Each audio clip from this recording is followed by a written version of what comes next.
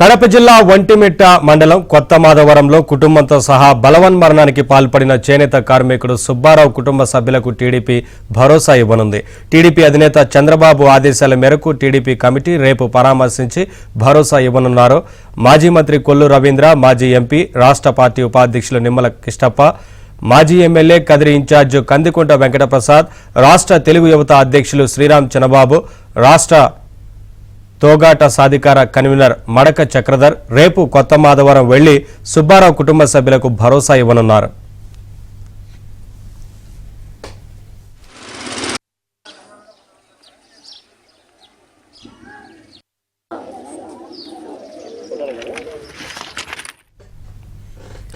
చేనేత కార్మికుడిగా జీవనం సాగిస్తున్న సుబ్బారావు వైసీపీ నాయకుల భూదాహంతో కుటుంబ సభ్యులతో కలిసి ఆత్మహత్యకు పాల్పడ్డారు. శనివారం ఉదయం ఆయన భార్య పద్మావతి, కుమార్తె వినయ ఇంట్లో ఆత్మహత్య చేసుకున్నారు.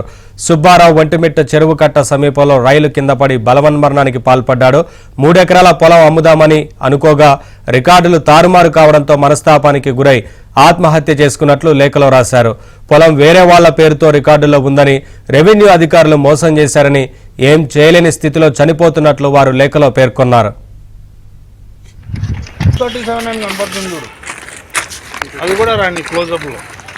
బ్యాక్గ్రౌండ్లో 237 అని కనపడుతుంది కదా.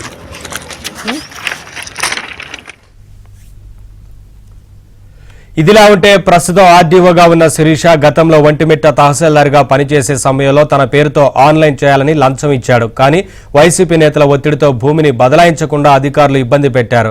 ఆ భూమి వైసీపీ నేత మేడ మల్లికార్జునరెడ్డి అనుచరులు కట్ట శ్రావణి పేరుతో ఉండడంతో అధికారులు మొహం చాటేశారు. చేనేత పనిలో నష్టాలు రావడం, పొలం అమ్ముదామంటే ఆన్లైన్లో లేకపోవడంతో తీవ్ర మనస్తాపం చెందిన సుబ్బారావు కుటుంబం ఆత్మహత్యకు పాల్పడింది.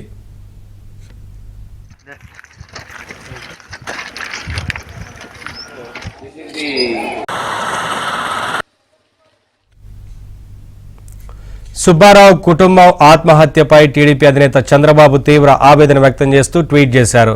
వైసీపీ ప్రభుత్వ దాష్టికానికి చేనేత కుటుంబం బలైందన్నారు. రెవెన్యూ సిబ్బంది ద్వారా వైసీపీ నాయకులు చేసిన అధికారిక కబ్జా నిండు కుటుంబం ఉసురు తీసిందన్నారు.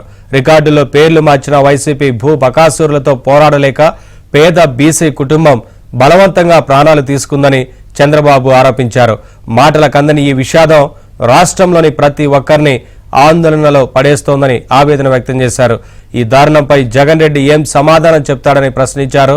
ఎంత కష్టం, ఎంత ఆవేదన, ఎంత క్షోభ ఉంటే ఓ నిండు కుటుంబం ఇలా ప్రాణాలు తీసుకుంటుందో మీకు, మీ కబ్జాకోర్లకు తెలుసా అని నిలదీశారు. సొంత జిల్లాలో చోటు చేసుకున్న ఈ అమానవీయ ఘటనపై జగన్ రెడ్డి తక్షణమే స్పందించాలన్న చంద్రబాబు ఈ ఘటనకు కారకులపై కఠిన చర్యలు తీసుకోవాలని డిమాండ్ చేశారు.